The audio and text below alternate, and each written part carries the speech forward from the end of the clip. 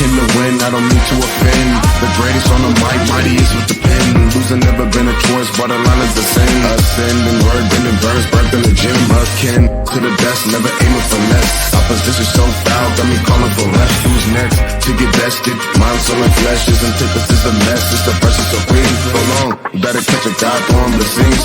Dreams manifested, you get what I mean. God always had a plan, he created for me. Success only means that I did what he seen. Got the game and the fans locked in like a key. Sitting on the throne with a crown, I'm a king.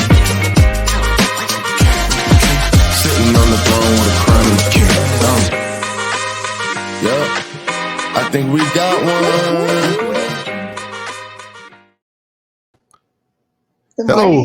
Hello. How you doing?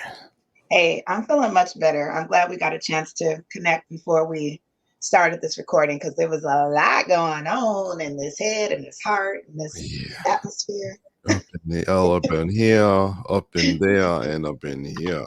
And if you're anything like us, you probably got a lot of stuff going on up in there too. So we're glad that you're joining us, whether you're joining us on a archive playback on YouTube or anywhere on Podbean. And by the time this airs, we probably are in Apple Music, you name it by the time this may air. Or if you're just catching us on social media, definitely always follow us. I'll probably put this on early. You can always follow us on Instagram and Facebook and all the socials, and even on YouTube at Knight&Craig. So join in, leave us some information, like, follow, share, all that fancy stuff. Because Shell, this series we are finishing up today has been straight like wow. And for those who are just joining today, if you're joining us at step 5, it's not a problem. They do build in this series, they do build on each other, but we're going to cover and refresh you what we have already done. Like the first one here, first week is step 1, admit that there's something to be forgiven. I know if you're anything like me, and I was wondering, I'm perfect, I ain't got to worry about nothing, I don't forgive me, bump that. But we all have something that needs to be forgiven, whether we pass gas in the room and didn't say excuse me to somebody and kill the dog or something like that. Already. I had to throw that in, we're barely a minute, like not even 3 minutes in, and you are already acting up. But I had something to eat though. I ain't hangry, so okay. Yeah, my son's girlfriend Erica, she makes her own granola, and it's pretty awesome. Listen, now don't eat too much. Remember what happened last time. I know. I can't get a little too much gassy. You know what I'm saying? That's why you use the blowed up one. That's why you use, and that's why you use that analogy this morning. Okay, everything's making sense. Everything is making sense now. So I admit that there's something wrong. I need to be forgiven. So forgive me for sometimes we'll be a little bit on. But a friend of mine, Shell T, she's a comedian. She always says, if you keep that gassiness in, it's bad for your body, it causes you all kind of distress and pain. Trust and believe. I found myself in a hospital with just nothing but gas pains. Praise God, and not chest pains for heart troubles. But trust me, don't hold it in. Let it out. And that's really where we are, right? With this show. And honestly, it's perfect. Let it out. Let it go. Let it out. Heal yourself. Yeah, I got it. So in letting it out, you have to name it and take away its power. Because when we spend the hard work learning about ourselves and sitting in the quiet, we'll figure out what we need to name. What is it that is about our personality that we've allowed in our lives naturally, or we've accepted is something we need to take away its power and move on and grow from it. Step 3 is forgive yourself by acknowledging your part. A lot of us, I've spent a lot of time shaming myself, being disappointed in myself, feeling regret for not doing something that I should have done for years, whether it's not taking out the trash or having said something negative to somebody on purpose, or spoken to the kids funny, or whatever that might have been.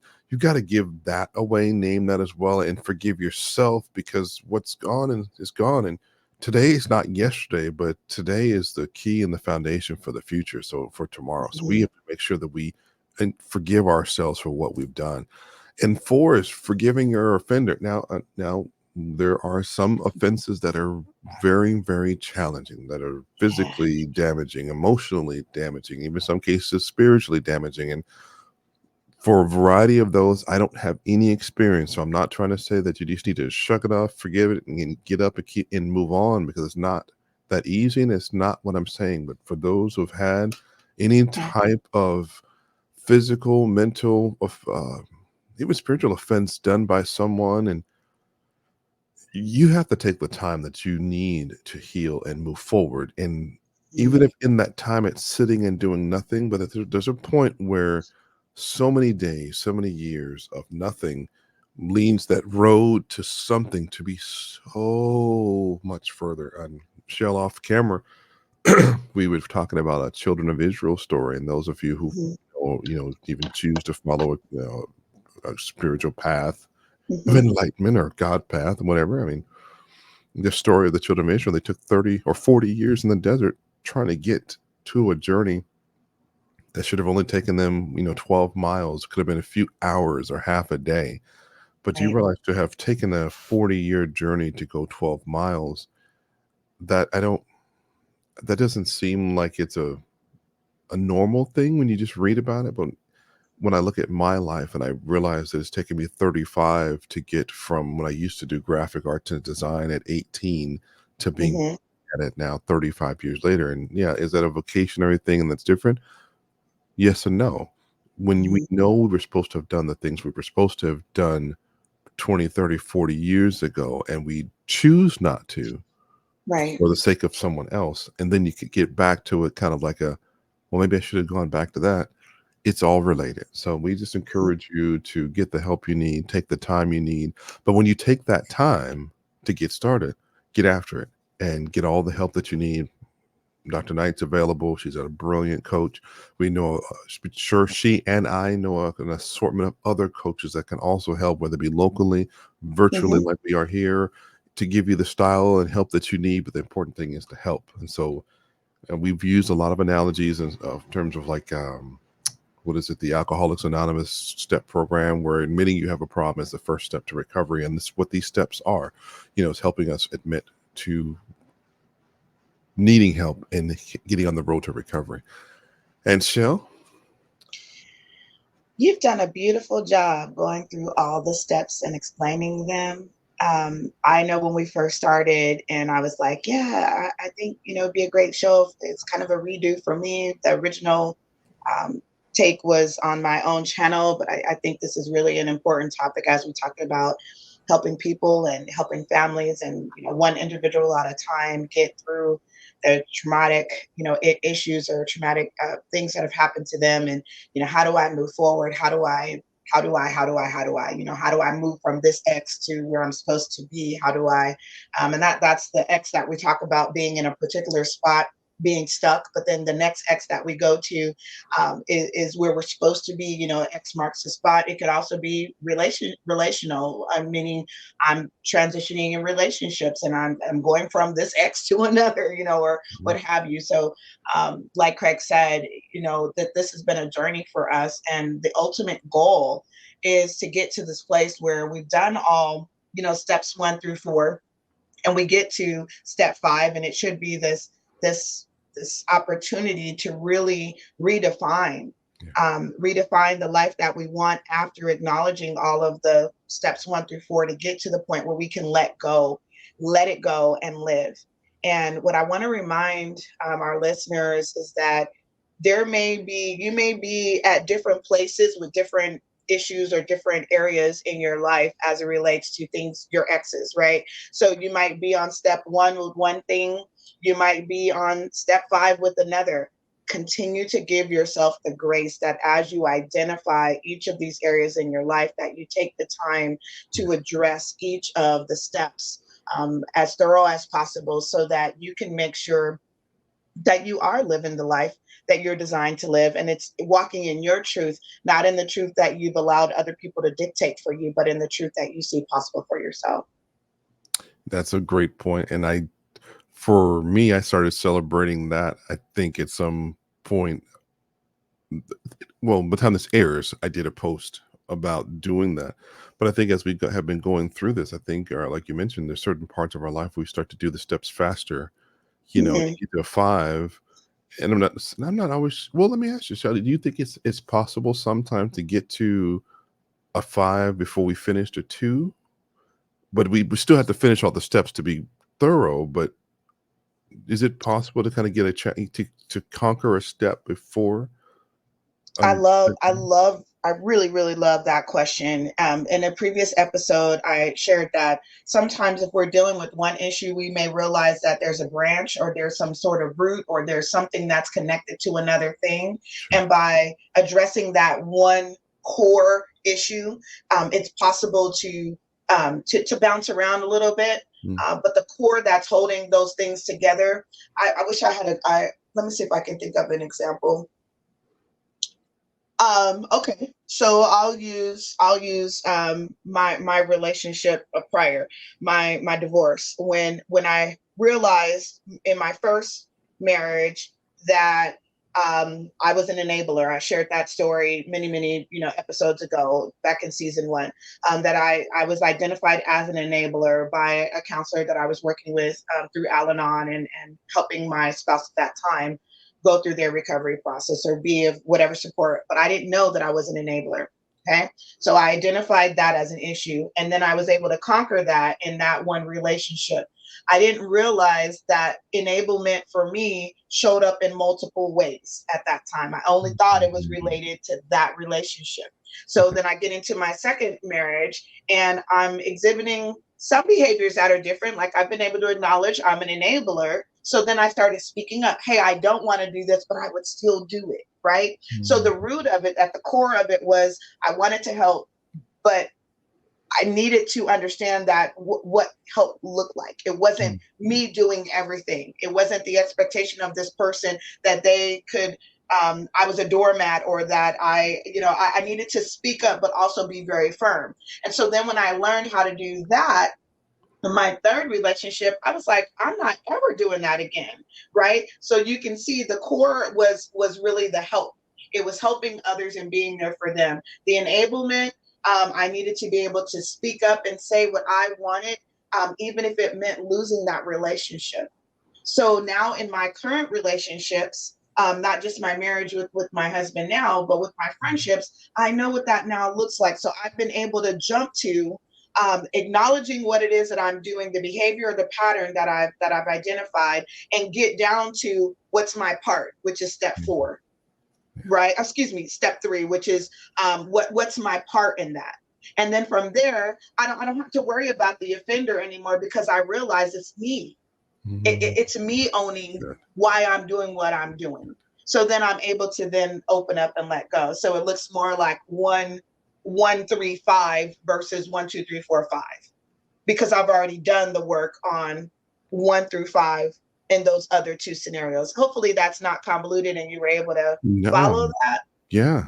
But I do think it's possible to skip steps if we're able to identify the core of it and deal with ourselves. That's really the goal. Yeah, I think that's awesome, because there may be some other listeners that are out there that are like me, that, as you start to work the process multiple times and it becomes comfortable to you, then it's easier to do, I think, like you said, and it skips steps, not because you're doing a math problem and you need to show the work, but it's just sometimes you can look at it and go, I solved that in my head, Yeah. so that, let's say a 2 or 3 was easier to jump to and not show the work like your math teacher may want you to have done going from step 1, but you wind up at 4 because, yep, got that handled and not going there. And I think a lot of people, if also, again, if I keep saying, for not like me, because I know there's some folks that are like me that may want to go back and forth, and being new to to maybe these steps, it Mm-hmm. may help that if you find some similarities. But a person like me, if I find myself doing these sometimes over and over, I don't want anybody to think that once I've done these 5 steps, I've mastered them, I'm good. But like No. Dr. Knight says, these are going to be steps you're going to repeat sometimes multiple times a day, because they're applicable to situations, to people. I promise you, I've even applied these to my dogs, because they get on my nerves. They poop on my floor in the rain, and they don't want to go outside in the cold sometime, or and I've found I've got at least one dog that's afraid of the dark. So when it's Mm, cold, rainy, and dark, he's not mm, going outside. I don't care. mm, He'll take the whooping, and he'll take the time away in his crate for the rest of 2 or 3 days. He's just not going out there. And I yeah. think when you really start applying that type of understanding to people, whether it be our Mm-hmm. pets or even ourselves, some of us will take that L because we're just not going to deal with an issue. but Hmm. the issue's still going to be there because it's night twice a day. You know what I'm saying? I don't care what time, or maybe I should say maybe it's night once a day, one real long time. And if we don't deal with our Hmm. trouble as it comes across our lives daily, we're never gonna get to the place where we really truly want to be. So at some point, we all have to deal with our issues. Otherwise, they're gonna deal with us. As you were sharing, I was thinking about the analogy that came to me when these steps were downloaded to me, and it was like, make a fist. You make a fist, it's impenetrable, right? Mhm. And so everything that you have, in this case, in a negative sense, is locked in here, and you Yeah, don't want to let it go, because the fear. yeah. What's on the other side of this? If I let this go, I'm comfortable with what I know. I'm comfortable Mhm. with being uncomfortable, even if I don't see it as being uncomfortable. I see it as a problem that I'm not dealing with. We get used to being able to anticipate and being able to know have some level of predictability. So if I keep everything here, then I don't have to worry about anything else. But the problem with holding on to trauma or to disaster or to fear or to doubt or any of those types of things is you're limiting yourself. Yeah, We're limiting ourselves by holding on to something that's literally killing us. yeah, Might be killing us softly, killing us slowly, but yeah. nonetheless, it's not healthy for us. So when we choose to deal with the issues and we open up our hand to let them go, now we're in a ready state. We have the ability to receive because now our hand is open. If you can use this hand as what your heart and your mind and your spirit is doing when you actually let go of the things that are holding you down, or holding you back, you open up endless possibilities by surrendering that whatever happens after this, it cannot be worse than what it was. You Mm, know, if you are already being abused and you take the chance to get out of that relationship, you already know what abuse feels like. You yeah, already know what I already knew what that felt like. I mhm, already knew what it meant to be tormented. I already knew what it meant to be um, harassed. I already knew what it meant to all of those negative things. yeah. So if I already know what that is and I can picture that something else could be better, I have to be willing to let go and take that chance because failure can't be worse than that.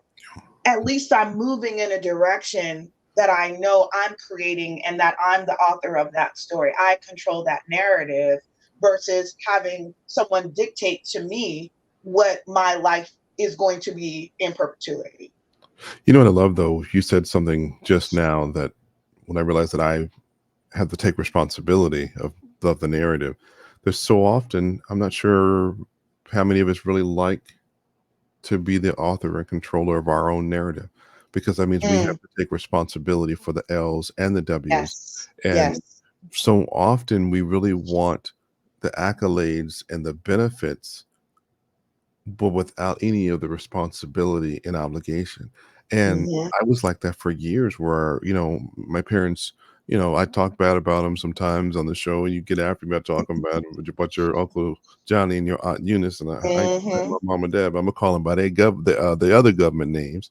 Um, when you get used to being carried, I think, so long, Mm, it's always easier for us to get mad at someone else's leadership, someone else's decision making process. And if I had the opportunity, I would have done it different. I wouldn't have done it this way. But we aren't. How often are we doing the things that put us in the front of the line, whether right. it be our own life or another life that we're walking alongside of? And Mm, that's a tragedy because we're responsible for our lives. yes. Now, if you're a parent with underage children, you're responsible for their lives too, but not in a dictatorial standpoint. We've got to be able to train them up to a point where we can eventually become the coach and not Hmm. always the general manager and the warden. So Right. we've got to be able to take those responsibilities, and it can be scary. What I Trust love about what you're saying is when we have someone else to blame, we can be the victim. And me. there are times when we have been victimized. I've said that before. I've been a victim, but to Sure. live in a victim mindset, Yeah. meaning everything is happening to me, Mhm. somebody's doing me wrong, and I never look at. step 2 or 3, meaning to name what that is that's causing me to feel that way, and then acknowledge my part. Then I can always point the finger outside of me. I can always say that this is a matter of circumstance. This is not something that I have control over. And when you think about people that we've dealt with, or when I did that to myself for a very short period of time, where it was like, oh, this is happening, this is happening, this is happening, and not realizing the pattern, or not being open to see, well, Shell, you could have avoided that if you would have said this or done that or what have you. And that doesn't mean that someone can't overpower me. In that moment, I'm a victim. Sure. But if I choose to ignore my part, I, I'm constantly allowing other people to dictate who I am, what I do, why I do. And it makes me think about this. I don't think I want to tell that story. Well, I'll take care of it. Oh, no. It's partially not my story to tell, but let me see if I can. Nah, nope, no way to get around that one. I was thinking about a person who was becoming homeless, and Gotcha. their journey to being homeless, and someone told them, you need a plan, and the person said, well, God's going to take care of me. But God said, faith without works is dead, right? The Bible says faith without works is dead. So if you don't have a plan, then your plan is to be homeless. Yeah. Your plan, yes, God will take care of you, but you have a part still. And so then it became, well, I've called this place, I've called that place, I've done this, I've done that, and nobody's helping me. Well, that's actually true. Right. But you have to do some things. We have to do some things for ourselves in order to get that ball in motion to help ourselves. And that's what I love about these steps in our conversations in general. Our goal is to provide people not just with lip service, but with tools and things that you can practice to help pull yourself out of that rut and not fall victim or prey to some people who do want to victimize you, or allow that to be your go-to default mindset. And now you're just accepting whatever comes to you, and then you got to lay in that bed because you're not doing anything for yourself. It's the one you made too. I've been finding doing these steps and taking responsibility for my actions. Now I don't have it 100% handled, of course, but as you start to move into the more and more responsible nature, I'm finding those people who were doing for me, or I was allowing to do for me. So a lot of them were taking that responsibility of putting me in a place where they saw me, That instead of in a place in making me feel like, oh, look what I did for you, to put me in a spot where I didn't want to be, instead of me taking the responsibility from the jump and saying, no, that's not, I appreciate your help, but I need to go this way. I'm going there. You're trying to take me there. And sometimes people are trying to take you backwards from where you've already come from. And there's no reason for us to go backwards. We've been there, And so I'm finding, but and there are some that are out there that are trying to help you go in the direction where you told them and you shared with them where you want to go. But even with those who are doing it out of genuine love for God or love for us as people, we still have the responsibility of speaking for ourselves and pulling our weight. And sometimes our weight at that moment isn't very much, but we've got to keep moving in the direction where we know we're supposed to be going, instead of giving up and letting someone else just, oh, they got it. They got me.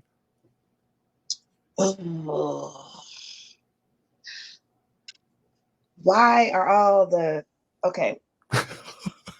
Your stories, ones you can't tell. They are. There's a portion of it that's my story. Let me say it like this. One of my pet peeves. Everybody knows that I don't like smacking. That's number one. That I'm learning more about myself and where that may come from. Like when people smack their food. I have a problem when someone says that they're going to help me, and they bring it up later. Yeah. Like, did I buy that for you? Or they're telling a story and they're talking about how much money they spent for something that, quote unquote, they helped me with. And I know that if they do that to my face, and I know that if they're telling me what they do for other people, I don't like that. I don't think that that's genuine. I don't think that it may be authentic to them, to their character, but it's not the type of help that I think most people need. And y'all know me, I always have two things, and I usually don't stutter over my words. I want to tread very carefully because this is a problem in our family. This is a problem in our family.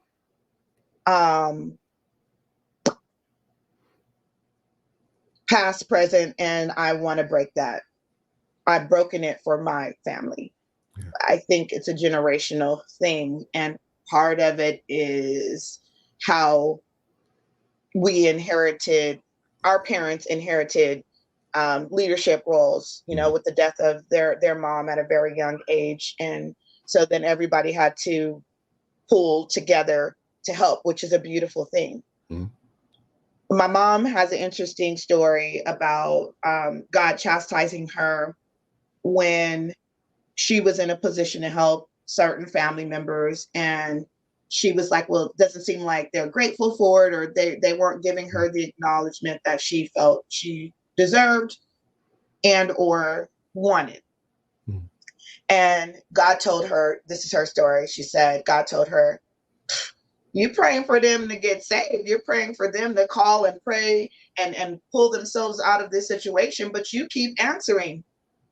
You keep coming to their rescue, so they don't need me. You're their God. Wow.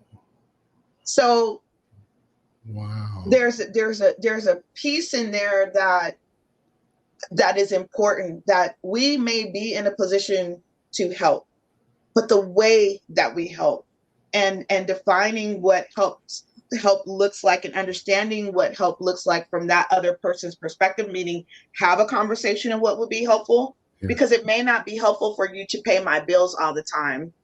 It may be more helpful for you to tell me, I'm gonna pay it this time, and I'm going to help you do a resume so you can get a job. Yeah. So when we don't let people go in that sense, meaning sometimes letting them figure it out, because in some way we want the credit, we want the glory for being there. Long story around the way, but that's the point that I think I want to make. Well, I hope I did that okay. No, you did. I think you did fine. And it's interesting listening to you tell that story. I just look at myself where I was that phone call to that answered for someone else instead of God handling it. And I know, excuse me, I know I had that problem too a lot for years, when I'm just realizing that when problems would come for me, I would run to people first. And there was a point when I'm sure it happened a lot in my life, but there were some points where I really realized recently where when people weren't available to me, I was get frustrated and mad at them. How come no one's answering the phone, and they're supposed to be my friend and they know what I'm going through? They're not there for me. Yeah. And then it just kind of hit me during one of my temper tantrums that I needed to go to God first, because he's always there. He may not be there physically, which is really what I wanted. I wanted God with flesh on and clothes to answer my call, and so I can cry to and just vent. And I get it. But no matter when he sends that version of him, his hands and feet, to be that for us, there's a process that we've got to go through. We got to go to him first before we can go to horizontally to someone else. And when I started doing that more for me, it saved my friendships. It saved the regret and the frustration I had Yeah. because everyone that we may think is there for us, they got issues in their own life. And Right. and I'll say this too, and I'll leave it alone because I don't want to be messy. But there's some friends that we hold on to that really shouldn't be holding on to us, because they're really holding on to us because they're not there for us to be our friend and our help. They're really to be a help to themselves as a stepping stone for them to get to where they are and to keep you below where they are, Mm, because they see something in you that's so far greater. So we've talked about worth and value. They yeah. see a value in you that your own internal worth has nowhere near in comparison to. And I think a lot of them are excited to keep you in that spot. In reality, that's not a friend. Well, Craig, remember in the episode when we were talking about, so I got two things right now. One thing, we were talking about worth and value, and I was like, my engagement ring that Steven bought for me, and I Yeah. couldn't find it, and I was really upset. I Yeah. found it. Did you really? You know, it's funny. I was going to ask you about that ring because I saw, well, I'm sorry. I don't want to hold you to your story. I'm sorry. I No, no, apologize. no. Go ahead. Go ahead. Because Because today I'm processing number two as you're okay. talking, because it's, So when you it's were, the thing. I know you talk with your hands a lot, Yes. but what's interesting, I've noticed that today you're talking with that hand versus, which is your right hand. Make sure I get it right. You're talking with your right Yes. hand more today, when in so many other of our episodes you talk with your left hand. Really? Oh yeah, because I've always known, because I'm a jewel person, right? Okay. And I love the fact, well, I should say this. There's certain rings that a man would pay for their Mm-hmm. wives, whether it's the ring we chose Mm-hmm. or the ring that we allowed our wife to choose on their own, right? That says a lot. Yes. Some of the things these rings say is, oops, I made a mistake, so I'm going to buy your love back Mm-hmm. with a large ring. Some of it is just, I want to do this because it's me Yes. for you, Yes. right? Yes. And you have a beautiful ring set on your wedding ring hand, Yes. but today that hand isn't up today. That's funny because I'm holding tissue in that hand, Yeah. Yeah. but I didn't even notice that. Yeah. But yes, I do speak with my hands a lot. I did do this earlier, True. but True. this True.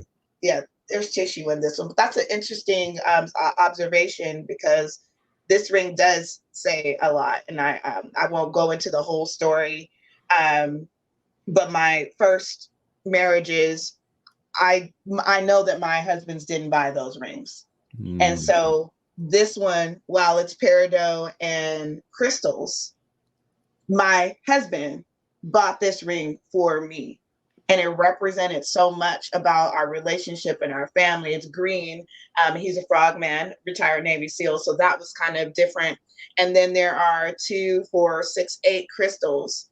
And we have a blended family of 7 children, and then at that time we only had mayhem. So it's like a full circle of our family and our children and our unity, and so it's very special. Even though it may not have been, I don't even know how much you paid for it, but I know it's not as expensive as this 3 carat, 2 carat, diamond set over here 9 years later. So yeah, thank you for allowing me the space to derail that what I'm going to say next. This, or give me some time to think about how I want to address this, because you're bringing up friends and you're bringing up those relationships that we may need to let go. One of the hardest things for me to realize is that I was someone's friend, or I was people's friend, and they weren't really my friend. And what I mean by that is not that they didn't care about me and that we didn't have good times. And I go back to junior high school with this. And at some point, I felt like I was being punished. She's still my friend to this day. We live in different states. And I remember her saying to me, well, you're my best friend. Who's your best friend? And I said someone else's name. And I always regretted that I did that, because I didn't mean to hurt her. I never meant to hurt her. I thought I was being honest to say, no, such and such is my best friend. But I realized after what, I don't know how many, 30 plus years, we're still in communication like no time is ever lost. We don't talk every day, but when I reach out or we reach out and, it just, that always bothered me, that I did that. And I don't know if I, in my brain, if I was like, well, I want to feel popular because I felt like she was popular. I don't know. But my point is that she's still in my life and plays a role, right? Yeah. We allow certain other people that we know are not our best friend or are not someone that we should be connected to be the very people that we get consumed with their opinion, and they're not going anywhere. They wouldn't be. I please, listeners, understand my heart, not in an arrogant way, but some of the places that they are right now are because of us. So what I'm really pointing out is we often diminish our own value by Right. not speaking up, by not being who we're supposed to be, because we're concerned about what somebody else is thinking about us. So we live in their truth, which is a lie for us, because we're not walking in our own truth. We're afraid to speak up. I was sharing with Craig behind the scenes. I had a conversation with an executive just yesterday, and talking about a workshop that I did, and she was very complimentary, very grateful for that contract. And she said, well, what has been your response with other times that you've done this particular exercise? And I shared with her I didn't have a frame of reference because that was the first time that I did it. Subsequently, I did it with another group, and here's some truths from that experience. And she said, well, yeah, I really wanted to rate myself on the scale of 1 to 3, a 3, but she was concerned about what other people in the room were going to say about her. And I said, you should not have done that. You should never dumb down yourself. I had to learn this though.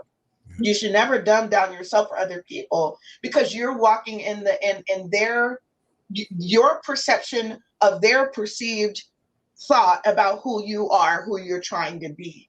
So when you accept that as your truth, when you accept their perception, you haven't even had a conversation with them to know if even what you're thinking they're thinking is true. Mm. But you're adopting that as your truth. You got to let that go. You got to be you, and you have to walk in your truth, regardless of someone else's perception of why they think you're doing it, or who do you think you are. No, because that's going to be the only thing that lasts, is the truth that you are speaking and believing for yourself. Yeah, we can.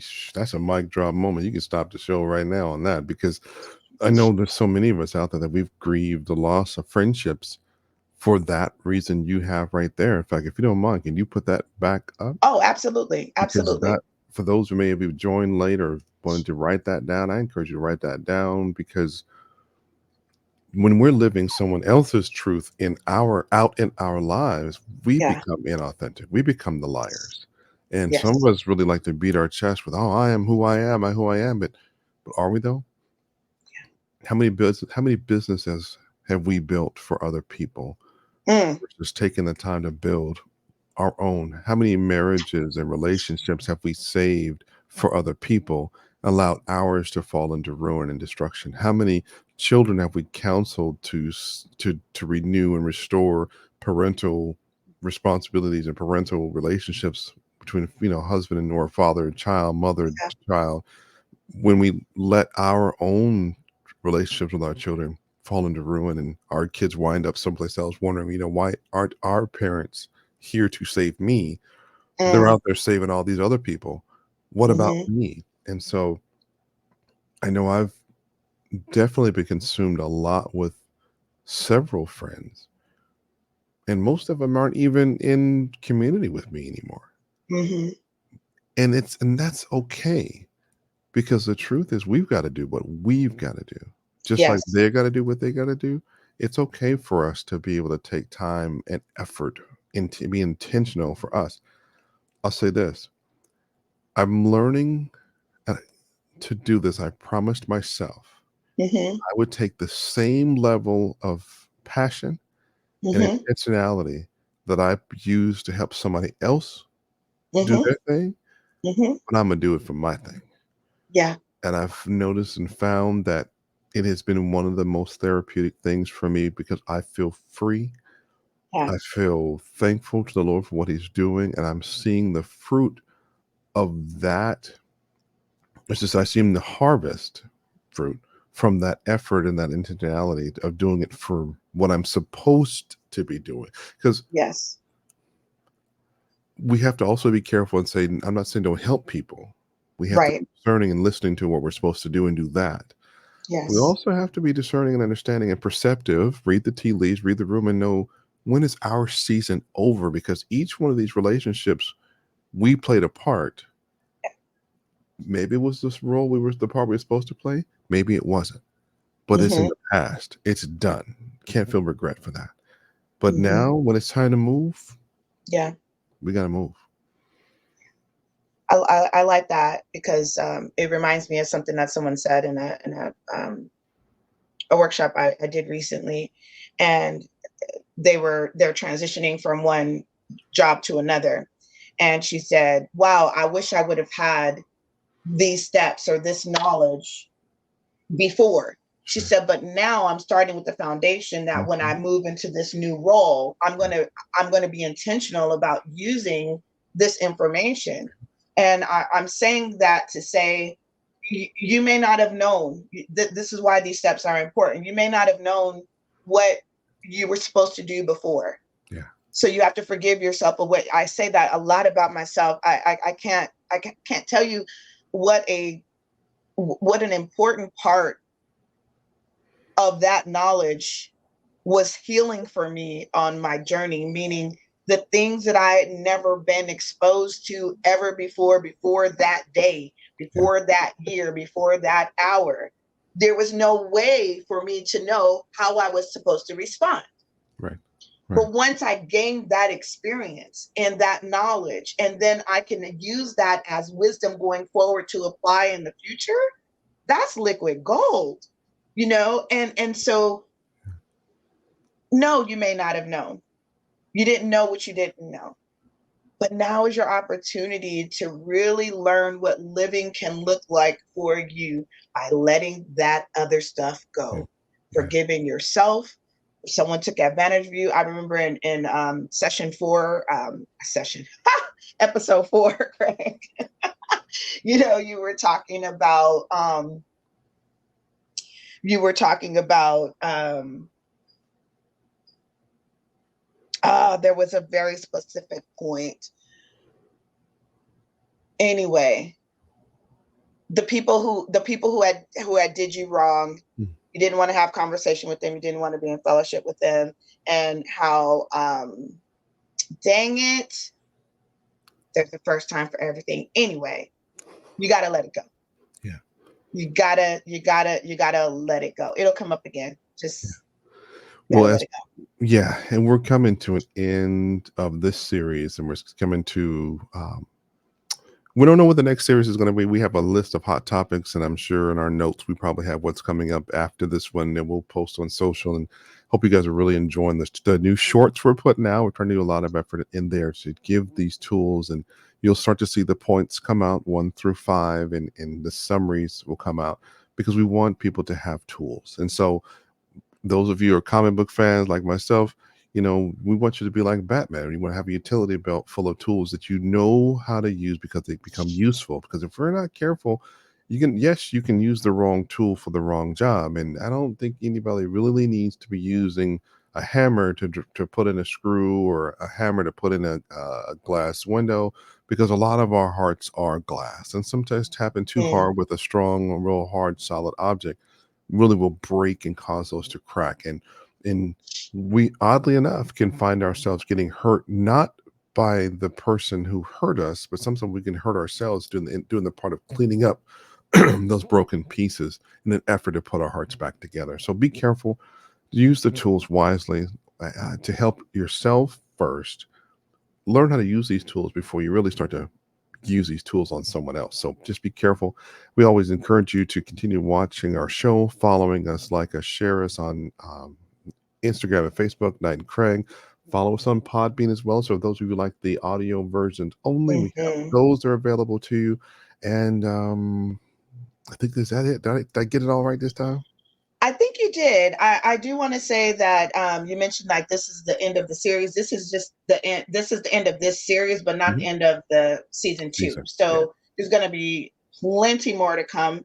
We really want to inspire you all to not just enjoy the journey with us, but be a part of the journey. I know Craig mentioned if you have show ideas or anything like that, and we realize that some of you may not have a show idea, but you would love to participate in some of the upcoming shows. So our intent is to provide space to have some open dialogue, a live show where we can hear your thoughts and feedback around show ideas of when you might want to join this brilliant conversation that we're having. You can always reach out to us at knightandcraigshow@gmail.com for things like that. We enjoy reading your comments and hearing your voice around your journey on this journey with us. So until next time. And as we go, I did actually get a comment from someone who wanted to join the show, and so we will. What? So we will. They said they weren't sure if they're going to have. They wanted to say a whole lot, but they did want to be in the Listen, room with us. we ain't gonna have no birds on the wall, on the fence, Hey, watching us like we're in the fish tank. So as long as they they're don't gonna have to poop get on it the side together. on the ledge, we all good. They're gonna have to get it together. Unless we do a live show, then we can invite more people to watch and observe. But I don't know how I feel about that one. But anybody that sits with us and have the conversation, they can't help themselves but to have a conversation, at least a comment at some point during the show. But if you want to be a guest on our show and when we're recording it, reach out to us on Instagram, Facebook, or send us an email and join in the laughter. Because I'm sure, like anything else you've been a part of, you can't just sit in a room with some folks giving good information, having a great conversation, not at least say at some point. You know what I'm saying? Those was that chat people. All right, I y'all. We'll love see it. you next time. Shell, have a great day, and you all do too. Awesome.